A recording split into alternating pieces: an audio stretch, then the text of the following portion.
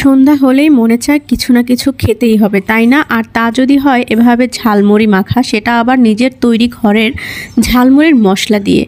তো ব্যাপারটা কেমন হয়? আজকে আমি সন্ধ্যাবেলা ঝালমুড়ি মাখা করেছিলাম, তাও আবার আমার নিজের হাতের এই যে ঝালমুড়ির মশলা দিয়ে। একদম অথেন্টিক উপায়ে আমাদের স্কুলের বা রাস্তার মোড়ে যেসব ঝালমুড়িওয়ালা মামারা আছে তাদের সেই রেসিপিতে আমি এই ঝালমুড়ির মশলাটা তৈরি করেছিলাম। আপনাদের যদি রেসিপি দরকার হয় অবশ্যই আমাকে কমেন্ট করে জানাবেন।